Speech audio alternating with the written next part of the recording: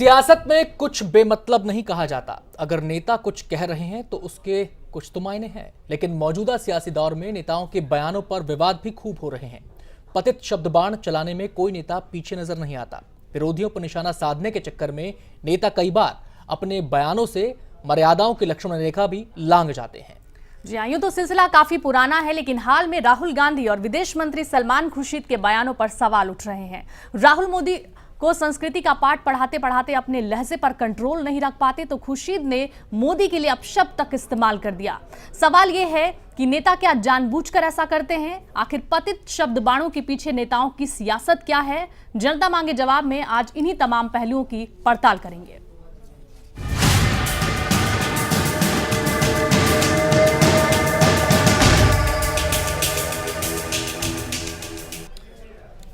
राजनीति में जैसे मर्यादाएं लांघने का रिवाज सा बन गया है। नेता बोलते बोलते भूल जाते हैं कि उन्हें क्या बोलना है और क्या नहीं। उत्तर प्रदेश के फर्रुखाबाद में विदेश मंत्री सलमान खुर्शीद ने भी नरेंद्र मोदी पर जमकर हमला किया। इतना ही नहीं, उन्हें नपुंसक तक कह दिया। खुर्शीद के बयान पर राजनीतिक दल उन्हें नसीहत दे रहे हैं, लेकिन खुर्शीद ने दो टूक कह दिया है कि जो कहा सही कहा।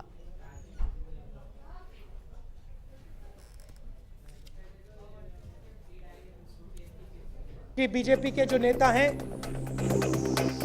वो हिंदुत्व की बात करते हैं, क्योंकि अगर वो उस किताब को खोलें, अगर वो इस किताब को खोलें और उस किताब को पढ़ें, और अगर क्षमता नहीं होती तो उसको क्या कहते हैं? नपुंसक कहते हैं, कुछ और कहते हैं। पतित शब्द बाण, क्या ऐसे ही होगी सियासत?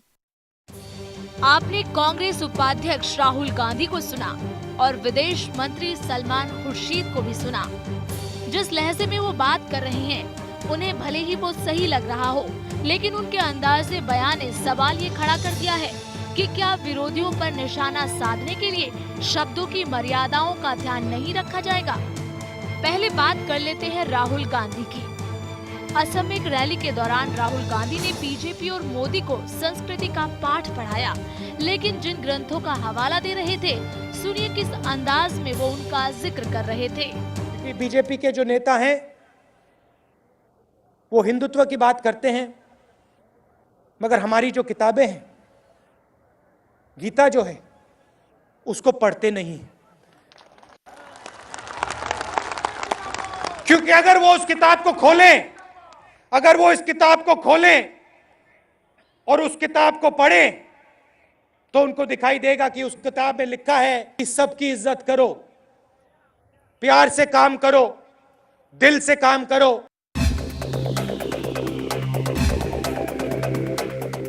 राहुल का लहजा तो आपने सुन लिया, अब जरा खुर्शीद साहब को भी सुनिए। तुम इतने मजबूत सशक्त आदमी जो भारत का प्रधानमंत्री बनना चाहते हो, तुम गोधरा में लोगों की सुरक्षा नहीं कर पाए। कोई आया और लड़ा गया और मार गया और तुम सुरक्षा नहीं कर पाए। उसके बाद एहसान जाफरी के घर पर एक पूरी भीड़ जाती है और एहसान जाफरी के टुकड़े कर सबके सामने आग लगा देती है और 127 लोग मरते हैं, पूरी कॉलोनी में आग लगा दी जाती है। तुम तब भी नहीं रोक पाए।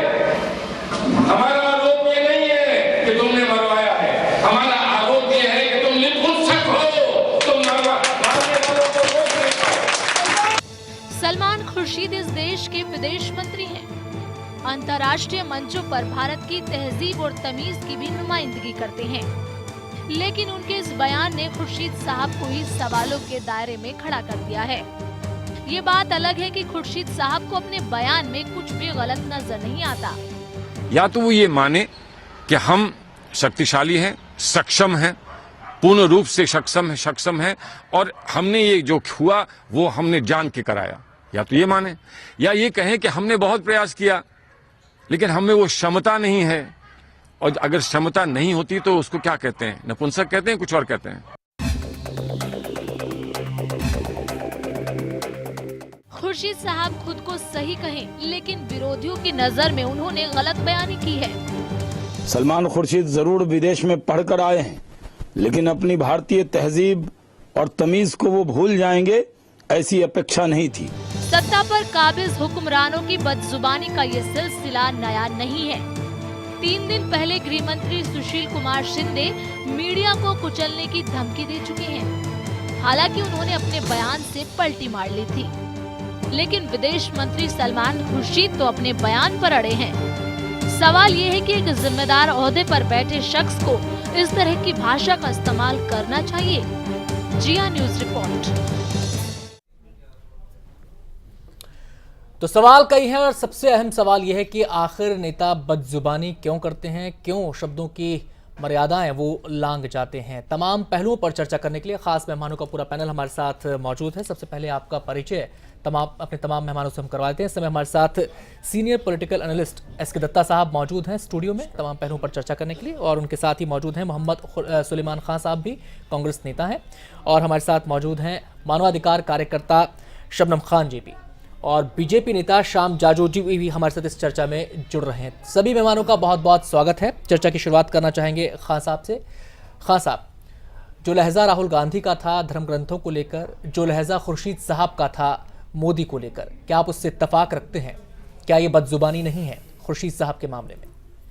देखिए, पहले तो मैं आपको भट्ट साहब अपनी पार्टी की लाइन बता दूं। जी। राहुल गांधी साहब और हमारी पार्टी का स्टैंड ये है कि हम हमेशा हमारी जो संस्कृति है, जो तहजीब है, जो हमें तमीज सिखाई गई है, उसी के दायरे में रह के बात करें, किसी पे जाती तौर पे कोई टिप्पणी ना करें। खुर्शीद साहब का बयान तहजीब के तमीज के दायरे में आता है। जी, मैं आपको जवाब दे रहा हूँ उसका। जहाँ तक मैंने आपको पार्टी का स्टैंड बताया कि हम संस्कृति और तहजीब में रह के बात करें, किसी पे पर्सनल टिप्पणी ना करें और कोई अभद्र भाषा का इस्तेमाल ना करें। जहाँ तक सलमान खुर्शीद साहब के बयान का सवाल है, सलमान खुर्शीद साहब हमारे सीनियर मिनिस्टर हैं, सीजन पॉलिटिशियन हैं। उन्होंने एक बयान दिया है। हमारी पार्टी का स्टैंड ये है कि वो उनकी जाती राय है, पर्सनल स्टेटमेंट है। दूसरी बात, सलमान साहब ने आज ही उस पर क्लैरिफिकेशन भी दिया है। पहले मैं ये कहता हूँ ये पार्टी की लाइन नहीं है, सलमान साहब का पर्सनल बयान है। दूसरी बात, सलमान साहब ने उस पर क्लैरिफिकेशन दिया है कि जो उन्होंने नपुंसकता की बात करी है, इम्पोर्टेंसी की बात करी है, वो पॉलिटिकल इम्पोर्टेंसी की बात करते हैं। राजनीतिक तौर पे वो सक्षम नहीं है मोदी साहब, इसलिए वो दंगे नहीं संभाल पाए। उन्होंने आपको लगता नहीं कि ये द्विअर्थी है? हाँ, बेहतर अल्फाज इस्तेमाल हो सकता था, मैं एग्री करता हूँ। हमारी पार्टी ने इसीलिए ये स्टैंड लिया है कि उनका जाती स्टेटमेंट, बेहतर अल्फाज का इस्तेमाल हो सकता था। और सलमान साहब ने खुद भी कहा है कि मैं उन्हें खान साहब, मैं दरअसल ये समझना चाह रहा हूँ कि खुर्शीद साहब आपकी पार्टी से ताल्लुक रखते हैं, आप मानते हैं? जी जी, वो आपकी पार्टी की अगुवाई वाली सरकार में मंत्री हैं, आप मानते हैं? सीनियर मिनिस्टर जी। फिर कैसे ये जब ऐसे विवाद खड़े होते हैं, फिर कैसे पार्टी ये कहकर बच सकती है कि वो उनका निजी बयान है? क्या ये अगर एक पार्टी की लाइन है और कोई नेता उस लाइन के विपरीत अगर बात करता है तो क्या ये इनडिसिप्लिन के दायरे में नहीं आएगा? मैं ये आपसे जानना चाहता हूँ। नहीं, आपने बहुत अच्छा सवाल किया। इस बात को तय करने के लिए पार्टी की सीनियर लीडरशिप इस बात को स्क्रूटनाइज करेगी और तय करेगी कि वो इनडिसिप्लिन है या नहीं है। पार्टी की as on today, as on time, इस वक्त में पार्टी की स्टैंड ये है कि उनका जाती बयान है, और उन्होंने क्लैरिफिकेशन भी दिया है कि मैं incompetence in relation to the political activity of mister Modi in Gujarat बोला है, इनकॉम्पिटेंस नहीं बोला है। नहीं, मैं कह रहा हूँ, फिर आप समझिए बात को। इम्पोर्टेंसी और इनकॉम्पिटेंसी को कंफ्यूज कर रहे हैं। उनका ये मतलब था कि पॉलिटिकल इनकॉम्पिटेंस को उन्होंने पॉलिटिकल इम्पोर्टेंसी कहा है, क्योंकि इतना बड़ा राइड हुआ था और मुहिम इतना बड़ा हुआ था कि उसके लिए अगर इनकॉम्पिटेंस कहते तो वो सॉफ्ट अल्फाज होता, तो इसलिए उन्होंने इंपोर्टेंस कह दिया उसे। चलिए हम सीधे रुक कर लेते हैं श्याम जाजू जी का। हमारे साथ वो भी मौजूद हैं, और श्याम जाजू जी जिनकी पार्टी के सबसे बड़े नेता को लेकर ये बात कही गई है। श्याम जी, आपने एक्सप्लेनेशन सुनी है खुर्शीद साहब की भी, आप बात सुन रहे हैं खान साहब की भी। डिफेंड दोनों तरफ से किया जा रहा है, भले ही उनका निजी बयान ये बताया जा रहा हो। क्या आपके गले ये दलीलें उतरती हैं? एक तो मोहम्मद सुलेमान जी का मैं अभिनंदन करता हूं। उन्होंने खुले दिल से यह स्वीकार किया कि यह पार्टी का मत नहीं है। पर मेरा यह मत है कि ऐसा क्यों कहना पड़ता है पार्टी के प्रवक्ता को? इतना सीनियर आदमी, केंद्रीय कैबिनेट मिनिस्टर सलमान खुर्शीद जैसा आदमी इतना बेशर्मी जैसा सवाल करता है, जिसको शब्दों का चयन ध्यान में नहीं आता, जो विदेशों में भारत को रिप्रेजेंट करते हैं, और एक राष्ट्रीय पार्टी के नेता के बारे में, जो कल के प्राइम मिनिस्टर बनने वाले पूरे देश में, जिनकी लोकप्रियता सबसे ऊपर है, ऐसे मोदी जी के बारे में बोलते समय उन्होंने इतना भी ध्यान नहीं रखा। वो जो बोल रहे हैं उसका रिपरकशन क्या होगा? और इससे बेशर्मी और ज्यादा यह है कि आज वो समर्थन कर रहे हैं। यानी अगर फ्लूक ऑफ श्याम टंग जी, का आप होता कुल मिलाकर ये कहना तो आज चाहते वो हैं समर्थन कर रहे कि नहीं कि मैंने जो कहा। मेन मुद्दे हैं उसकी तरफ ध्यान ना जाए, इसलिए अब इस तरह की अभद्र टिप्पणियों का सहारा लिया जा रहा है। मेन मुद्दों की बात छोड़िए, कांग्रेस को अपनी बौखलाहट ध्यान में आ रही है, सभी सर्वे और मीडिया के माध्यम से ध्यान में आ रही है, जनता के मन से कांग्रेस उतर चुकी है। उसका ये फ्रस्ट्रेशन का ये परिणाम है कि वो इस प्रकार के बयान दे रहे हैं, और एक नेता नहीं बहुत से लोग दे रहे हैं। कोई भी राजकीय सभ्यता में ये बैठता नहीं है। सलमान खुर्शीद जी को तो माफी मांगनी चाहिए, पूरे कांग्रेस पार्टी को इसको कंडेम करना चाहिए। अभी मोहम्मद सुलेमान जी कह रहे थे कि ये पार्टी का बयान नहीं है, ये उनका निजी है, पर आज तक कोई राहुल गांधी का नहीं आया, सोनिया जी का नहीं आया। पार्टी फ्रस्ट्रेशन में आ इस गई है विषय क्या? में किसी ने पार्टी अभी तक फ्रस्ट्रेशन में आ गई है अंजन क्या? जी, आपको जवाब देता हूं मैं आपकी बात का। और जाजू साहब, पहले तो जाजू साहब ने कहा आने वाले प्रधानमंत्री। देखिए ऐसा होता है कि एक कहावत भी, एक सीरियल भी आता था, मुंगेरी लाल के हसीन सपने। मुझे लगता है भारतीय जनता पार्टी और मोदी साहब जो है मुंगेरी लाल के हसीन सपने देखते हैं, तो प्रधानमंत्री बनने की बात वही सपनों की तरह है। दूसरी बात, आपने सवाल पूछा कि पार्टी की राय है या नहीं है, उसका जवाब मैं ये देता हूँ। पार्टी का ये स्टैंड है कि अभद्र भाषा का इस्तेमाल नहीं होना चाहिए, संस्कृति में, तहजीब में और तमीज में बात करना चाहिए, उसकी हदों में बात करना चाहिए। सलमान साहब ने एक स्टेटमेंट दिया है, उन्होंने वो स्टेटमेंट गुजरात का राइट को डिस्क्राइब करते हुए दिया है कि वो सियासी तौर पे, राजनीतिक तौर पे सक्षम नहीं थे। जी खासा, आपके पास मैं लौटूंगा, और ये महज इत्तेफाक है, ये भी आपसे जानने की कोशिश करूंगा कि 3 दिन पहले शिंदे साहब का एक बयान आता है कि मीडिया को कुचल के रख देंगे, बाद में वो स्पष्टीकरण देते हैं। खुर्शीद साहब का बयान आता है, वो बाद में स्पष्टीकरण देते हैं। ये पूरे बयानों की फहरिस्त है मेरे पास, खासकर कांग्रेस के नेता भी हैं, तमाम पार्टियों के नेता इसमें हैं, उन बयानों पर भी हम बात कर लेंगे। लेकिन यहाँ पर 2 और हमारे साथ मेहमान जुड़े हुए हैं, उनको भी इस चर्चा में जोड़ लेते हैं। एस.के. दत्ता जी भी हमारे साथ जुड़े हैं, शबनम खान जी भी हमारे साथ जुड़ी हुई हैं। शबनम जी, सबसे पहले मैं आपसे जानना चाहूँगा, आपकी जो दलीलें दी गई हैं और जो अक्सर ऐसे स्पष्टीकरण दिए जाते हैं कि मेरे बयान के गलत मायने निकाल लिए गए, क्या ये एक सेफ रूट है बचने का? टारगेट बहुत सीधा होता है, टारगेट वही होता है जो समझ में आता है, लेकिन सेफ रूट ये पकड़ लिया जाता है। अनंत जी, अगर आप ये बयानबाजी के तरीके में तोलना चाहेंगे तो दोनों एक से बढ़कर एक, दोनों ही नहीं, जितनी भी हमारी पॉलिटिकल पार्टीज हैं सब एक से बढ़कर एक नजर आएंगी। अगर आपको कुछ समय पहले का याद हो तो यशवंत सिन्हा जी ने भी पीएम को शिखंडी बताया था। तो यहाँ पर आज देश की बात करने को कोई तैयार नहीं है, और कांग्रेसी नेता खुद ही कह रहे हैं, प्रवक्ता जो बैठे हैं सुलेमान भाई, कि हमारी पार्टी की लाइन नहीं। ये तो बेहद शर्म की बात है कि आपकी पार्टी की लाइन ना हो ये, और फिर भी एक इतना सीनियर मंत्री इस तरीके की बात करे। बात यहाँ कांग्रेस या बीजेपी या सपा बसपा की नहीं है। यहाँ क्या आप किसी भी नेता को देश की बात करते देख रहे हैं? कोई देश की बात करने को तैयार नहीं है। सबको सत्ता का लालच है अनंत जी, सत्ता आ जाए, चाहे किसी को शिखंडी बताना पड़े, चाहे किसी को नपुंसक बताना पड़े, चाहे कोई और, अगर कोई और खराब वर्ड हो इनके जबान पर तो वो, चाहे वो कुचलने जैसी बातें हो। मुझे लगता है ये सब अपने उस स्तर से गिर गए जो कभी हम नेताओं को देखा करते थे और उनसे सीख लेने के लिए कोशिश किया करते थे। आज इन सब का स्तर बहुत ज्यादा गिर चुका है। सत्ता की राजनीति के लिए कुछ भी किया जाएगा? नहीं पूजा जी, ऐसी कोई बात नहीं। Congress party neat and clean politics करती है, राजनीति करती है। हमारा शुरू से स्टैंड ये है कि आप जो भी पार्लियामेंट्री और कॉन्स्टिट्यूशन, नहीं, शबनम जी ने जो बातें कही हैं, शबनम जी ने जो बातें कही हैं, सुलेमान जी, शबनम जी ने जो बातें कही हैं कि अगर आपकी पार्टी की लाइन नहीं है, उसके बाद भी आपके नेता इस तरह की बातें कह रहे हैं, बाहर का रास्ता दिखाइए ऐसे मंत्री को, बाहर का रास्ता दिखाइए ऐसे बड़े नेता को। जी, आप बाहर का रास्ता क्यों नहीं दिखाते अगर आपकी पार्टी की लाइन के खिलाफ कोई जाता है? जी शबनम साहिबा, मैं आपकी बात का जवाब देता हूँ। ये स्टेटमेंट सलमान साहब ने कल दिया है, आज क्लैरिफिकेशन दिया है। पार्टी की स्टैंड मैंने आपको बता दी कि हमारा जो कल्चर है, जो तमीज है। क्लीन चिट दे दी भाई, आपने तो कहा कि नहीं। शबनम साहिबा, मैं जवाब मैं अपना दूं, आप सुनिए भी तो जवाब। तब आप, तो इस देश की परेशानी है, कोई उन व्यक्तियों पर शिकंजा कसने की कोशिश ही नहीं करता, हर कोई उनके साथ। मैं अपना जवाब दूं, फिर आप मुझे और क्रॉस एग्जामिन करना। मैं ये कहना चाहता हूं कि पार्टी की लाइन ये है कि भाई आप अपनी तमीज में, तहजीब में रहिए। सलमान साहब ने अगर वो बयान दिया है, कल दिया है, आज क्लैरिफिकेशन दिया है, पार्टी की लीडरशिप इस बयान को स्क्रूटनाइज करेगी या क्या फैसला लेगी, देखते हैं। आज की डेट में हमारी पार्टी की स्टैंड है कि ये बात खान साहब थोड़ी सी गले इसलिए नहीं उतर पाती। 2 दिन पहले शिंदे साहब का बयान है, और यही खुर्शीद साहब थे जिन्होंने कहा था कि मैं कलम से काम कर रहा हूं, मैं खून से भी, ऐसी केजरीवाल को लेकर उन्होंने बातें कही थी कि हमारे इलाके में आकर दिखाएं, उस पर भी तब भी कुछ नहीं हुआ। तब भी ऐसी बातें कही गई थी कि पार्टी की लाइन नहीं है, व्यक्तिगत बयान है। खैर, उस पर भी हम आएंगे। दत्ता साहब का रुख कर लेते हैं। दत्ता साहब, वजह क्या नजर आती है आपको, क्यों ऐसी बयानबाजी होती है? क्या एक टारगेट होता है इसका कि इस ऐसी बातों से, ऐसी उत्तेजक बातों से लोगों को अपनी तरफ आकर्षित किया जाए, खुद को खबरों में बनाए रखा जाए, या एक किसी व्यक्ति पर निशाना साधकर खुद का वजन बढ़ाया जाए, खुद को पार्टी जो लीडरशिप है उसके निगाह में और निखारा जाए? क्या इसकी वजह आपको नजर आती है? आनंद जी, सबसे पहले मैं 2-3 बातें रखना चाहूँगा। हमारे देश में इंदिरा जी जैसे भी प्रधानमंत्री इस देश ने दिया है, पंडित नेहरू जी जैसे भी प्रधानमंत्री इस देश को मिला है, और अटल जी जैसे भी प्रधानमंत्री इस देश को मिला है। वो सब प्रधानमंत्री हमारे देश के लिए एक मिसाल थे, केवल देश के लिए नहीं, पूरी दुनिया के लिए मिसाल थे। और उन सब प्रधानमंत्रियों की नीतियों से और शब्दों से हमें सीखना चाहिए। अटल जी जब संसद में बात करते थे, अक्रॉस पार्टी लाइन उसकी एप्रिसिएशन होती थी।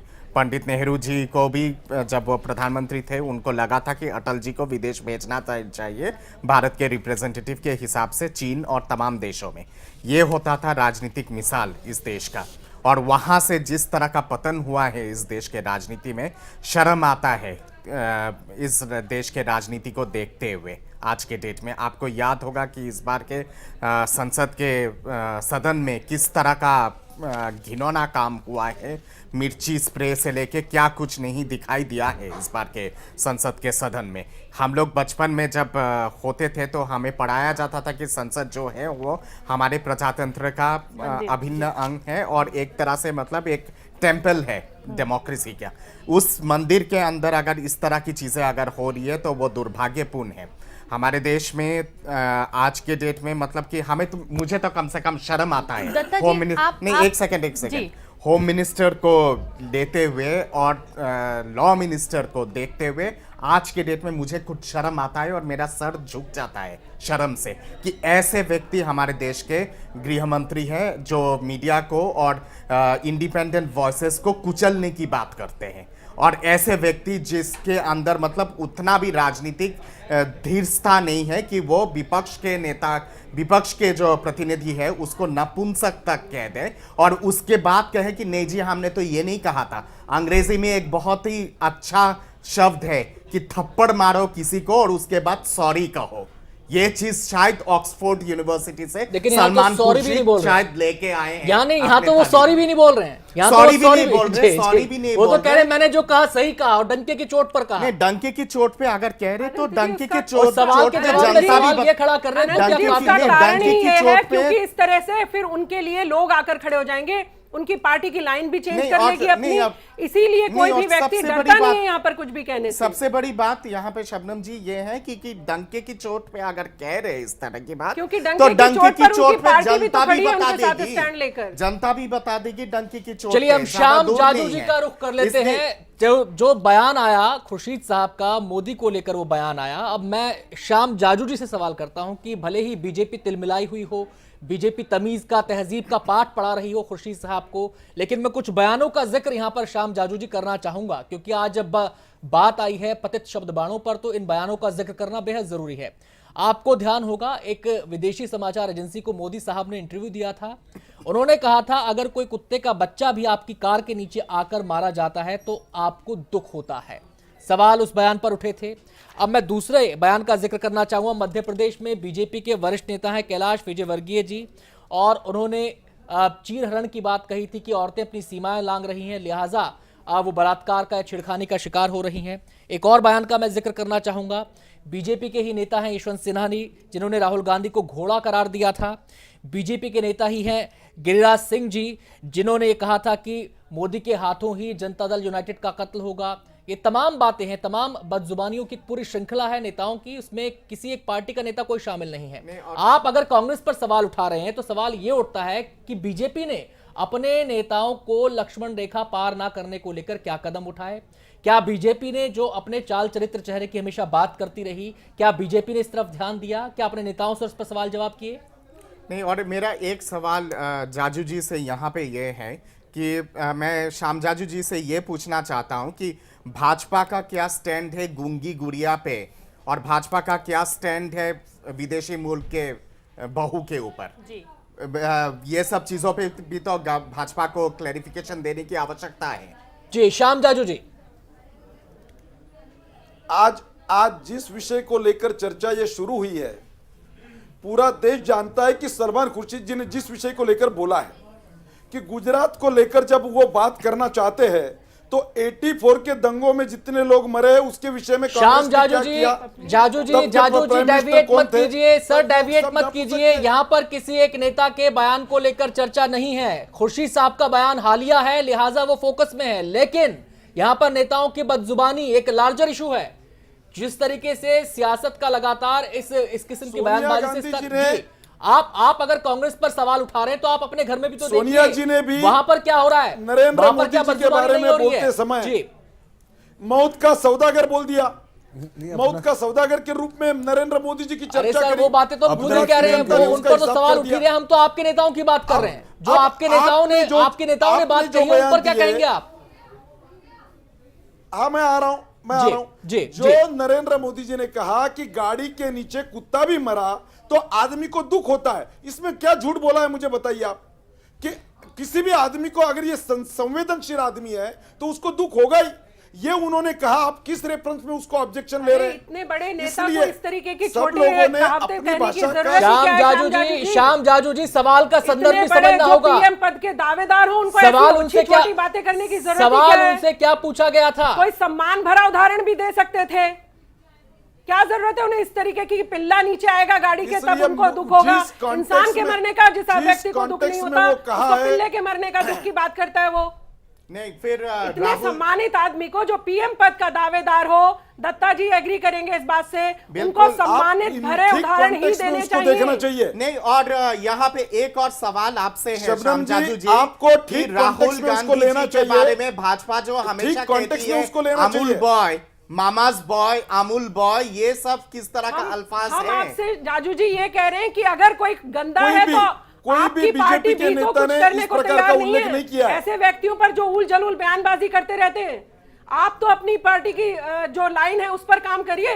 कांग्रेस का हाल तो जनता ने दिखाई दिया, उसको जो भी गलत करेगा जनता उसे बाहर का रास्ता दिखाती है। निश्चित रूप से कोई भी सभ्य समाज में कोई भी राजनीतिक पार्टी ने और राजनीतिक नेताओं ने योग्य शब्दों का उपयोग करना चाहिए, उचित आचार संहिता का पालन करना चाहिए और ऐसे बिलो डिग्निटी बयान देने से बचना चाहिए। जैसे आज खुर्शीद ने दिया है, जैसे सोनिया जी ने मोदी जी के बारे में बोला चाहिए, होना चाहिए तो सबको पता है, इसलिए इसका कोई समर्थन नहीं करता। होगा इस प्रकार के बयान से कोई समर्थन कर नहीं सकता, करना नहीं चाहिए। चलिए जाजू जी मेरा आपसे सीधा सा सवाल है, डॉक्टर दत्ता बोल रहा हूं, मैं आपसे एक बहुत ही सीधा सवाल पूछ रहा हूं। कल को अगर बीजेपी के कोई भी वरिष्ठ नेता अगर अश्लील शब्दों का इस्तेमाल अगर करती है, क्या भारतीय जनता पार्टी, आप एक वरिष्ठ नेता हो भाजपा के, आप ये ऑन रिकॉर्ड कह सकते हो कि भारतीय जनता पार्टी उस नेता के ऊपर कार्रवाई करेगी और अगर जरूरत हुआ तो बाहर का रास्ता दिखाएगी? निश्चित रूप से ऐसा किसी के मुंह से अगर व्यक्तिगत बयान आया भी तो पार्टी उस पर उचित कार्रवाई करती है। इस प्रकार के गलत बयानों का कभी पार्टी समर्थन नहीं करती। इनसे सवाल हो रहा है, मैंने तो आपसे भी सवाल हुआ था, आपकी पार्टी के नेताओं के और बड़े बड़े नेताओं के, उसमें शिंदे साहब हैं, उसमें खुर्शीद साहब हैं, उसमें बेनी प्रसाद वर्मा है, जो कांच के घर में रहते हैं। कार्रवाई तो दोनों ही तरफ नहीं हो रही है। इन्होंने जवाब नहीं दिया, मैंने कम से कम एक्सप्लेन तो किया, इन्होंने अपनी कोई जवाब नहीं दिया। अनंत जी, सुलेमान भाई, बेनी प्रसाद वर्मा संसद में खड़े होकर कहते हैं मुलायम सिंह यादव आतंकवादियों को संरक्षण देता है, वो आतंकवाद को बढ़ावा देता है। आपने क्या एक्शन लिया? अगर वो झूठे थे तो उनको जेल भेजते, और अगर मुलायम सिंह के खिलाफ इस तरीके की चीज थी उनसे सबूत मांगते और उनको जेल भेजते। आप सब भी सिर्फ रोटियां भांजने के अलावा दूसरा काम करने को तैयार नहीं है। आपको मानना होगा कि आप सब लोग देश हित से हट गए हो, आप सब लोग देश पर काम करने को तैयार नहीं हो, सबको सिर्फ कुर्सी चाहिए, सत्ता का लालच।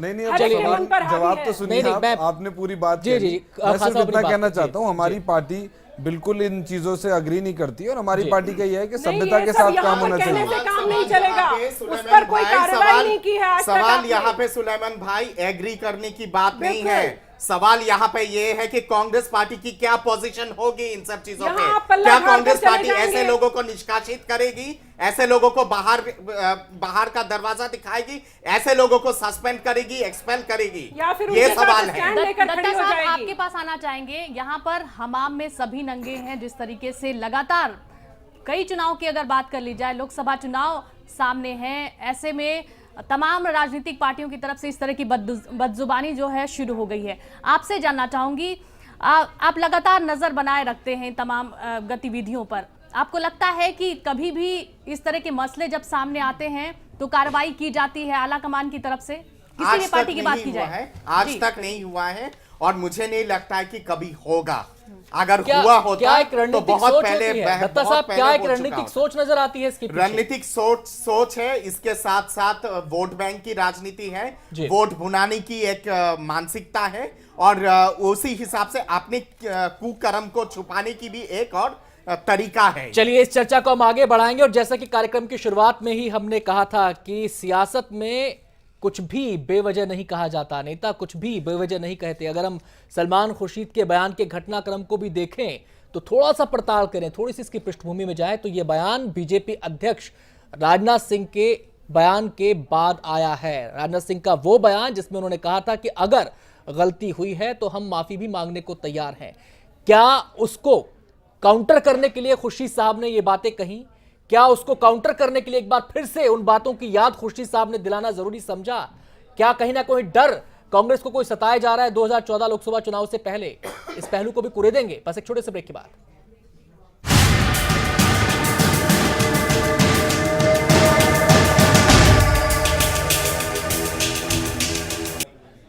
ब्रेक के बाद स्वागत है आपका। आप देख रहे हैं जनता मांगे जवाब और आज सवाल नेताओं के बयानों को लेकर उठ रहे हैं। जो पतित शब्दबाण देखने को मिले हैं उनको लेकर तमाम सवाल लोगों के भी जहन में है। लोग क्या कहना चाहते हैं, वो क्या सवाल पूछना चाहते हैं, लोगों की भी प्रतिक्रिया, लोगों की भी राय जान लेते हैं।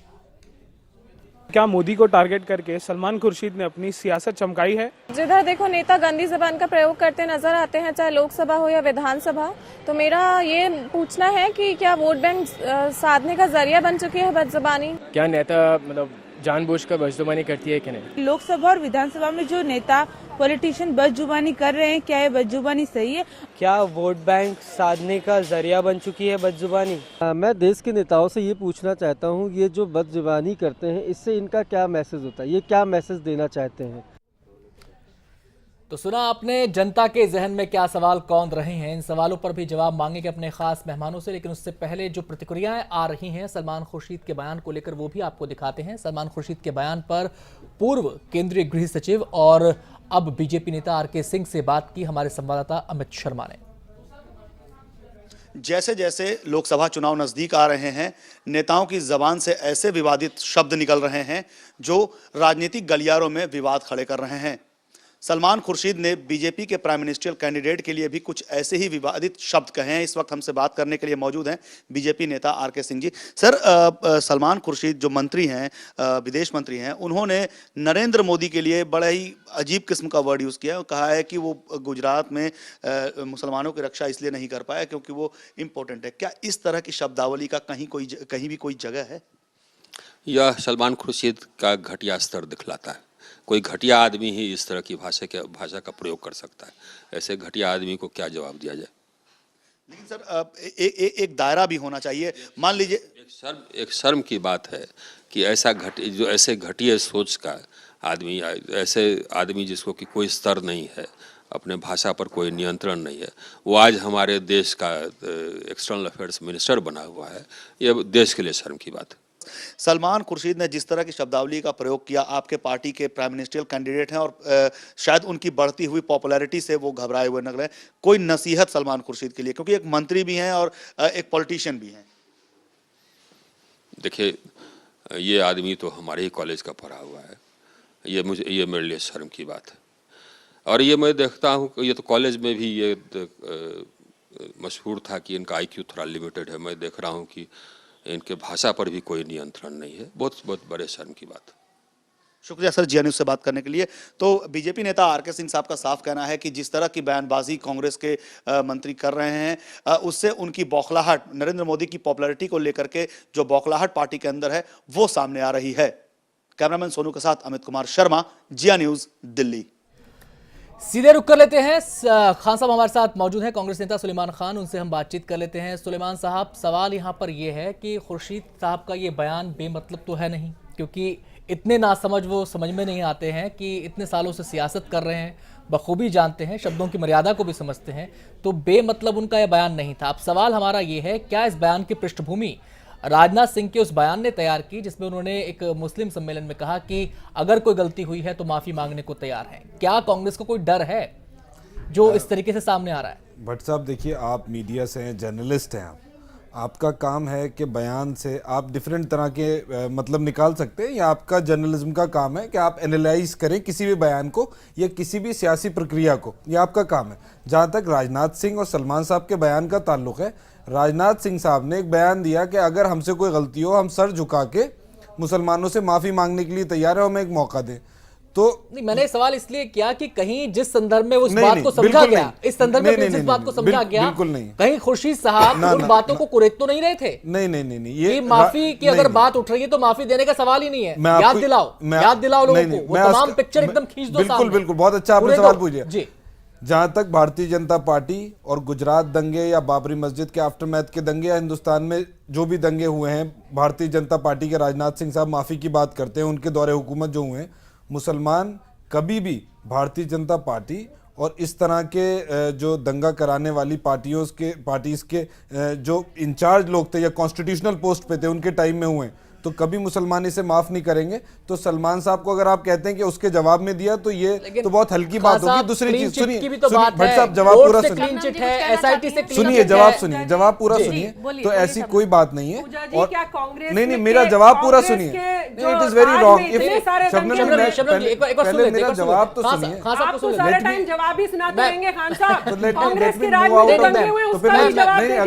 नहीं चाहते, दंगों की भी तो बात किया करिए। शबनम जी एक बार सुन लेते हैं, हमने एक सवाल पूछा है, हम उनसे और भी सवाल पूछेंगे। नहीं, हम उसका पहले जवाब से एक सवाल पूछ लेता हूँ। नहीं, आप अपनी बात कहिए, खान साहब अपनी बात कहिए। शबनम जी भी एक मुसलमान है, मैं उनसे ही पूछ लेता हूँ कि राजनाथ सिंह साहब के इस बयान पे आप मोदी जी को या भारतीय जनता पार्टी को माफ कर सकती हैं? कोई भी नहीं कर सकता। इसलिए सलमान साहब कौन होते हैं किसी को माफ करने वाले और पूरे मुस्लिम समाज के ठेकेदार बनके कि माफ कर सकता है या नहीं कर सकता है? आप मुझे एक चीज बताइए, this is wrong. This is राज में जितने दंगे हुए, आपने कांग्रेस को कैसे माफ कर दिया? आपने पहले कांग्रेस पार्टी को माफ कर दिया। सपा की राज में जो दंगा हुआ, आप उसके अलायंस के साथ बैठे हुए सरकार, आप उस पर बात करेंगे? खराब कर रही हैं, शबनम जी डेविएट हो जाएगा। जो आपको सारी डिबेट आती है, हमें कुछ नहीं आता। हो जाएगा शबनम जी, प्लीज आपका अहंकार है। मेरे सभी मेहमानों से दरख्वास्त है, डेविएट मत कीजिए। हाँ साहब, मैंने एक सिंपल सवाल आपसे पूछा, मुझे बोलना चाहिए ना, मुझे ही जवाब देना है। जवाब देने मैं ही आज ग्रिल कर रहे हैं आप सब लोग, मुझे ही तो जवाब देना है। मैंने आपसे सीधा सवाल पूछा, मैंने आपसे सीधा सवाल तो दिए जवाब आप। देखिए, मेरा जवाब यह है कि अगर उनका जवाब होता तो मुझे नहीं लगता कोई मुसलमान उसके लिए उन्हें माफ करेगा, भारतीय जनता पार्टी को, या माफी का कोई सवाल भी उठता है। भारतीय जनता पार्टी इतनी लो चली गई है, स्टूप हो गई है कि पावर के लिए आज वो मुसलमानों से माफी मांगने के लिए भी तैयार है। दूसरी बात सुनिए दत्ता साहब, एक मिनट, दूसरी बात आप सुनिए। आपने मुझसे ये कहा कि सलमान साहब ने कार्यकर्ताओं का एक क्लोज डोर मीटिंग ले रहे थे, उसमें उन्होंने गुजरात के दंगों का जिक्र किया और उन्होंने ये किया कि वो राजनीतिक तौर पे क्या इनकॉम्पिटेंट थे या नपुंसक थे, उसे आप यूं करके कह लिए कि वो हार्ड वर्ड हो गया, और उसको उन्होंने बताया कि वो बचा नहीं पाए मुसलमानों को या हिंदुओं को या इंसानों को, उसका उन्होंने जवाब दिया। और मैं कहता हूं ये हमारी पार्टी का तरीका नहीं है। दत्ता साहब कुछ कहना चाह रहे हैं? दत्ता साहब जी, आपसे बहुत ही डिसिप्लिन वाली बात आप कह रहे होंगे, डिसिप्लिनरी एक्शन वाली। एक और सवाल है, अच्छा वो भी करिए। दो सवाल है। एक तो कि क्या कांग्रेस पार्टी ऐसे नेताओं को बाहर करेगी, उसका जवाब आपने अभी तक दिया नहीं है। अभी देता हूं, अपेक्षित है कि आप देंगे वो जवाब। दूसरी बात जो शबनम जी ने जो उठाया है वो मैं भी उठाता हूँ।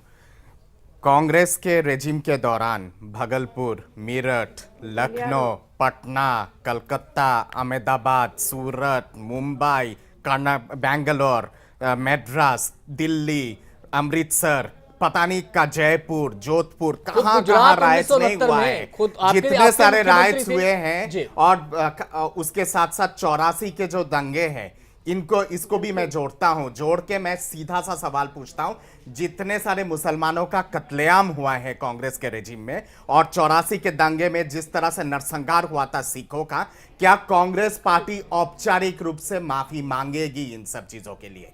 आप अपना उदारता, धर्मनिरपेक्षता, आप अपना राष्ट्रहित दिखाइए माफी मांग के। नहीं, देखिए दत्ता साहब, सबसे पहले मैं आपको ये बता दूं कि 84 के दंगों का जहां तक सवाल है, तो आपकी मैं नॉलेज में ये बात डाल दूं, आप पॉलिटिकल एनालिस्ट हैं, आपने शायद कहीं पढ़ा भी होगा।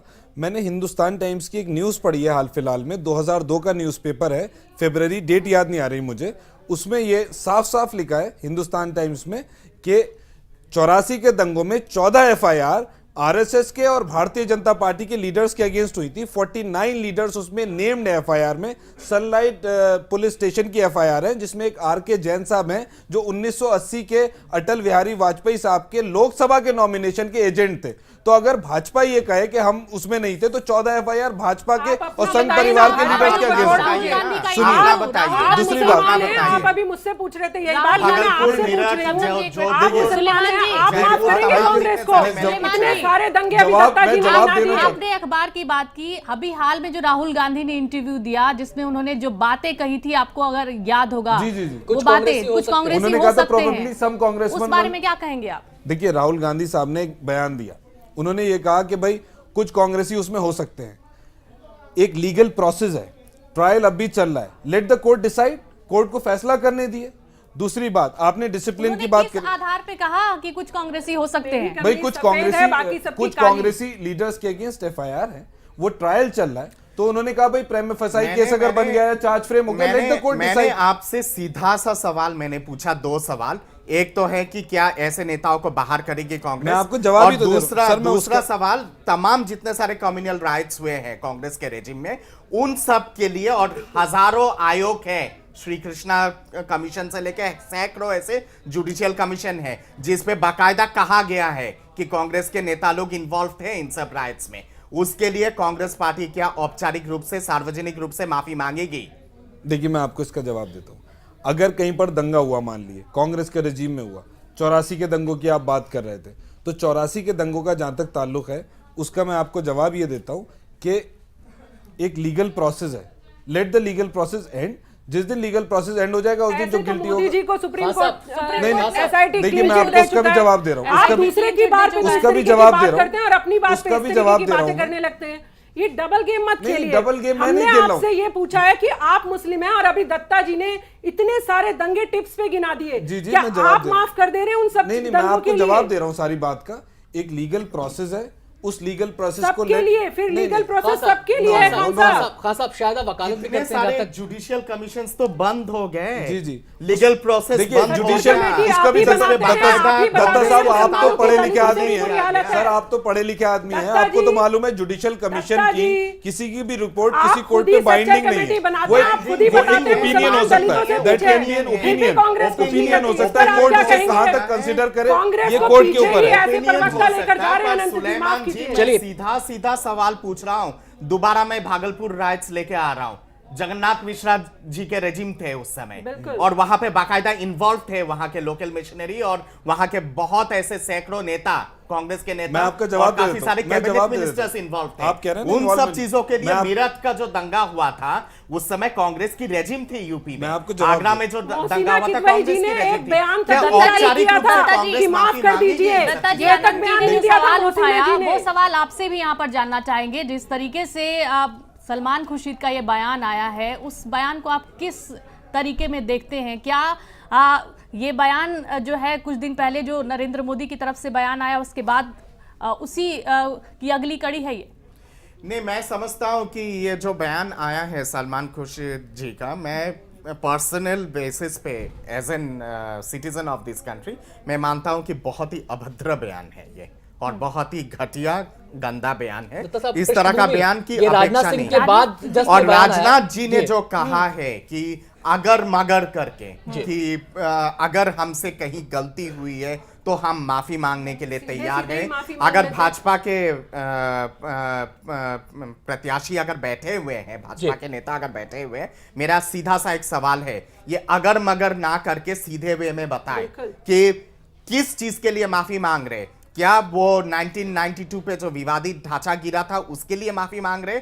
उसके लिए अगर माफी मांग रहे हैं तो राम मंदिर का मुद्दा गलत था तो उसके लिए भी माफी मांगे, या फिर गुजरात में जो कुछ हुआ था, जिस तरह से गुजरात जला था उसके लिए माफी मांग रहे, या फिर गुजरात जिस हिसाब से हुआ था उसके लिए माफी मांग रहे? किस चीज के चलिए लिए माफी मांग ये रहे? सवाल दत्ता साहब शिवसेना ने भी खड़े किए हैं। श्याम जाजू जी हमारे साथ मौजूद हैं। हालांकि चर्चा थोड़ी सी डेविएट होगी, लेकिन चूंकि कांग्रेस पर सीधे सवाल दागे गए हैं ऐसे ही मसलों को लेकर, तो यहाँ पर बनता है कि हम बीजेपी का भी रुख जाने, नजरिया जाने ऐसे ही सवालों से जुड़े हुए पहलुओं पर। सीधे हम रुख करते हैं श्याम जाजू जी का। श्याम जी, क्या कहना चाहेंगे आप जो राजनाथ सिंह जी का बयान आया माफी वाला उसको लेकर, और सवाल ये कि अगर बदजुबानी हो रही है बीजेपी के खेमे से भी? सबसे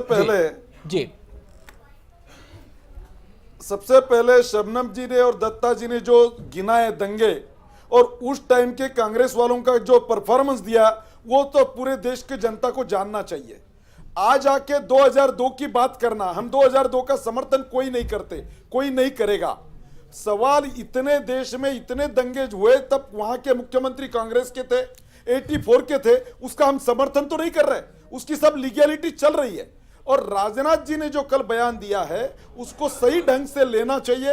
राजनाथ जी ने यह कहा है, और इसके पहले नरेंद्र मोदी जी ने भी कहा था। नरेंद्र मोदी जी ने यह कहा था, अगर गुजरात के दंगों में मेरा 1% भी हिस्सा होगा, मेरे पर तुरंत कार्रवाई नहीं, मेरे को फांसी दे दो। पर जिस बात में गलती नहीं है, इंटेंशन नहीं है, उस विषय की हम माफी नहीं मांगेंगे। मेरा मत है राजनाथ जी ने जो कल बोला है कि उसमें कोई गलती मंजूर हुई है कि अगर राजनाथ सिंह ये बात बोल सकते तो नरेंद्र मोदी क्यों नहीं बोल सकते ऐसा? नरेंद्र मोदी माफी की बात क्यों नहीं बोल सकते? आने वाले दिनों में राजनाथ जी ने जो बोला है उसको सही ढंग से लेना चाहिए, उसका स्पिरिट ध्यान में लेना चाहिए। उन्होंने कहा कि आने वाले दिनों में हमारे से कुछ गलती हुई तो हम माफी जरूर मांगेंगे। ये जो उनका नोबल माइंड है, एक राष्ट्रीय पार्टी के नेता है, उसको समझना चाहिए। 2002 का समर्थन कोई नहीं करता। नरेंद्र मोदी जी ने स्पष्ट बात कही है कि मैं फांसी जाने को तैयार हूं। जाजू जी 2002 को लेके आपने स्पष्टीकरण दिया है, उसका मैं स्वागत करता हूं। पर मेरा सवाल यहां पे सीधा ये है कि राजनाथ जी ने जो कहा, खास करके माइनॉरिटी कम्युनिटी के बीच में, अगर हमसे कोई गलती हुई है तो हम उसके लिए माफी मांगने के लिए तैयार हैं, और भविष्य में अगर जाने अनजाने में या फिर जानबूझ के अगर कोई गलती होती है तो उसके लिए भी हम लोग माफी मांगेंगे। ये अगर शब्द का इस्तेमाल करके जो राजनाथ जी ने जो इनडायरेक्टली इशारा किया है, मेरा सीधा सा सवाल आपसे ये है, क्या 6 दिसंबर 1992 की तरफ कहीं ना कहीं पे इशारा था उनका? अगर इशारा था तो जो कुछ हुआ था 6 दिसंबर पे, उसके लिए क्या भाजपा सार्वजनिक रूप से माफी मांगेगी? और अगर सार्वजनिक रूप से 6 दिसंबर को लेकर अगर माफी मांगती है तो राम मंदिर वाला मुद्दा जो भाजपा ने उठाया था उसके लिए भी पूरे देश के सामने माफी मांगनी चाहिए, क्योंकि वो राम मंदिर वाला मुद्दा लेके भाजपा ने जिस तरह का राजनीति किया है वो कतई इस देश को मंजूर नहीं था। आज के इशू पे चर्चा करते समय हमें यह ध्यान में रखना चाहिए कि इस बात का कोई समर्थन नहीं कर रहा है जी। सवाल आज जिस विषय को लेकर है, जो भाषा का प्रयोग हुआ है, और कांग्रेस वाले आज आके जिस प्रकार का मुद्दे का कैपिटल परेशानी है जाजू साहब, अगर कांग्रेस से स्पेसिफिक क्वेश्चन होगा तो हम तो फिर भी के कार्यकाल में जितने दंगे हुए, इस प्रकार की भाषा का प्रयोग। जाजू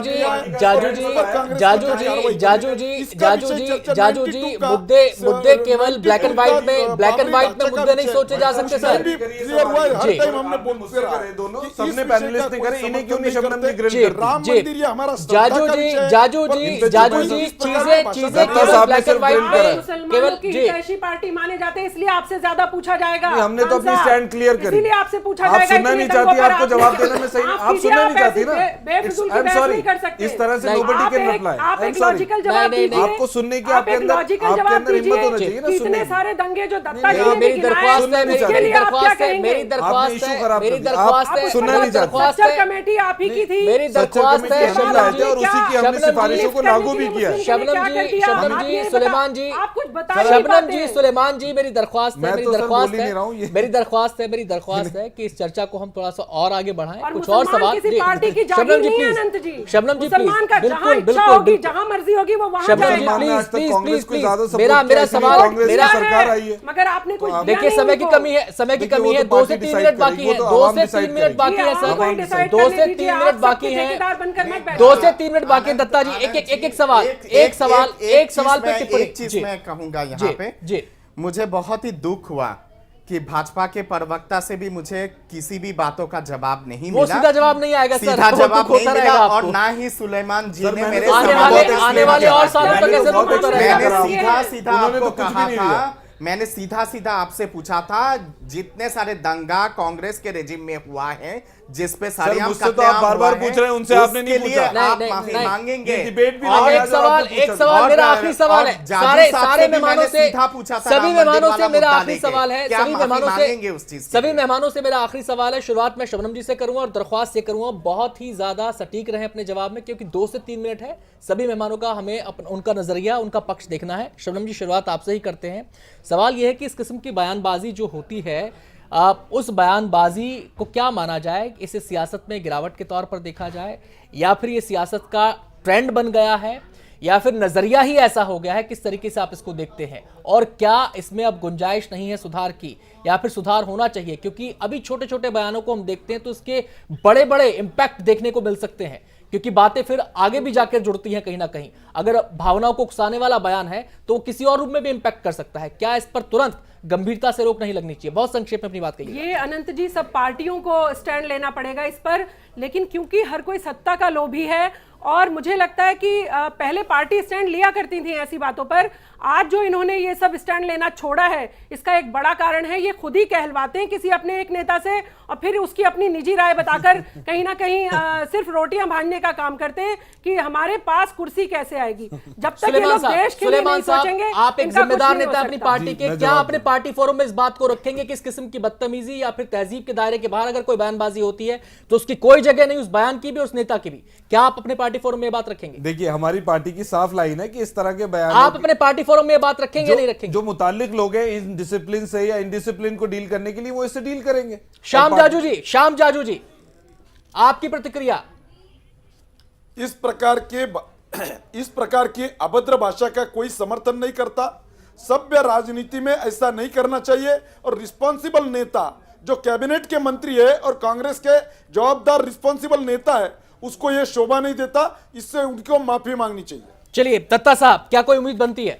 मैं समझता हूं कि सारे पार्टियों को एक कोड ऑफ कंडक्ट बनाने की आवश्यकता है और कोड ऑफ कंडक्ट के दायरे में हर नेता को काम करना चाहिए। जो भी इस कोड ऑफ कंडक्ट को उल्लंघन करेगा उसके लिए जगह नहीं होनी चाहिए पार्टियों के अंदर। ये मतलब एक तरह से स्पष्ट हो जाना चाहिए तमाम पार्टियों से।